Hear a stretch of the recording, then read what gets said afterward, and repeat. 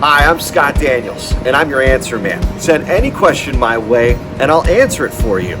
Today's question, very timely. It's been a hot summer, and air conditioning is a must. The question is, what can I do if my AC is broken? I've got you covered. There's a way to get your air conditioner fixed at no cost.